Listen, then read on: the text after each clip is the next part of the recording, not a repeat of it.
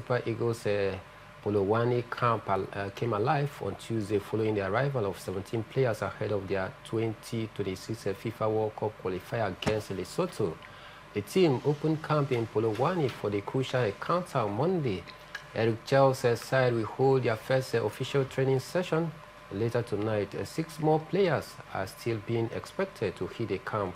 Super Eagles will take on the Crocodiles in March the 9th encounter at the Peter Mokaba Stadium, Polokwane, on Friday. Players in camp include the likes of Captain William Struss Ekong, Victor Osimhen, Lukman Ademola, Christantus Uche, Wilfred Ndidi, Bruno Onyemechi, Jeremy Murphy, Moses Simon, Calvin Bassey, Alex Iwobi, Samuel Chukwueze, Frank Onyeka, Tulu Arokodare, Semi Ajayi, Stanley Nwabali, Adebayo Adeleye, and Amas Obasogi.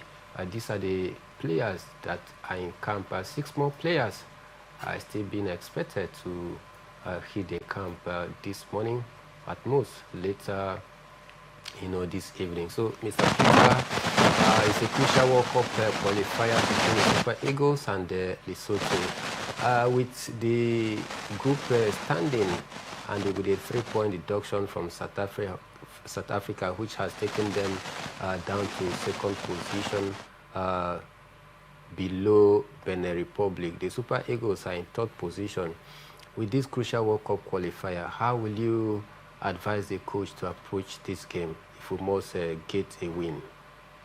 It's to get a win. It's to play with the mindset that you are condemned to commit a suicide come out alive, I learned that from Coach Benga Ogubote when he was coach of Sharks FC. In their situations, he will tell the players, you guys go right into the field of play, commit suicide, and come out alive after 90 minutes of action. What it means is that do whatever you have to do, you must do, you're compelled to do to win.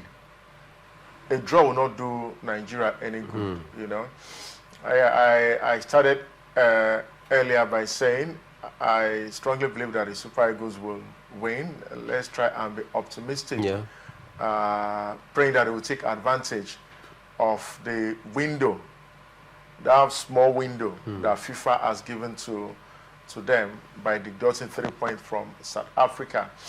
We pray a lot, we praise our calculators a lot, thinking that we are the only ones that pray to God. Other countries don't pray in situations like this. We are also looking forward to South Africa also not doing the needful, against Zimbabwe and I think Rwanda, because they have 2 games. One game at home, one game at away, where both games are played in South Africa. Zimbabwe play their own matches in South Africa. All South Africa needs to qualify is just 4 points from 6, because they have 14 points now. 14 plus 4, they will be on 18 points. Benin Republic also has 14 points. If they win their match, the 9, it will be 17 for them. So coming to Uyo, it's going to be looking for a draw to qualify, at least to be sure of, if they don't qualify as leaders, they qualify as maybe one of the second best losing sides for the playoffs. So the Super Eagles of Nigeria, I want to believe the players know what is at stake, because majority of them, if they miss the World Cup finals 2026, they might not be useful to Nigeria or relevant to the Super Eagles for the 2030 World Cup finals. What it means is that a whole generation of players, might have phrased out. Yes, a new set, will certainly emerge. We're beginning to see some new lads already doing pretty well for various club sides, in Europe, in Spain, and in Italy. But for now, the World Cup finals next year is not their business. It is the business of these guys who started on a very disappointing note from match day 1. Our very first 4 matches, I'm not sure if we got a win. It was all draws. Pissarro came, Finidi came, and before Eric came in. If we had gotten a win out of our first 4 matches, we wouldn't be where we are today, punching our buttons, pressing our calculators, and also praying for South Africa to win or to lose, praying for FIFA to deduct 3 points from South Africa, as if it will just give us the ticket. We had the opportunity to win games in the Euro. We didn't win. We fought against Lesotho, fought against Zimbabwe, and then we were already thinking of 3 points, praying for FIFA to deduct 3 points.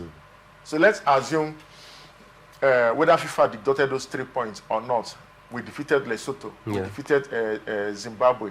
That would have 4 additional points to the 11 points that we have today. So 15 points. So we won't be too concerned about whether South Africa loses or not. If we win the remaining 2 matches, we'll end on 21 points. So if we don't win as leaders of the group, we might end up, going through the route of the playoff round as one of the second best losers. But look at what we have done to ourselves. And I think the truth is that, this generation of players have not been as committed as they should be to the national team. We keep talking about the golden generation of 1994, 96, up to 2000. You see these guys, when they enter the field of play, they cut every grass in that field, playing for Nigeria. But today, the attitude of our players, was nothing to write them about. In the early stages of this qualifying series, maybe now reality is beginning to dawn on them, because the World Cup finals, my brother, is the biggest stage, for any footballer. The World Cup is the biggest stage in the world of football, to which every player wish and dream to, of course, take part. Most of the current Super Eagles players, some 27, some 28, if we fail to qualify in this next World Cup, then the 2030 edition, most of these current players might have phased out, and then this irresponsibility placed upon the players for their own career's sake to, of course, go out there, commit suicide, come back alive, just like Mr. Peter Agbaje.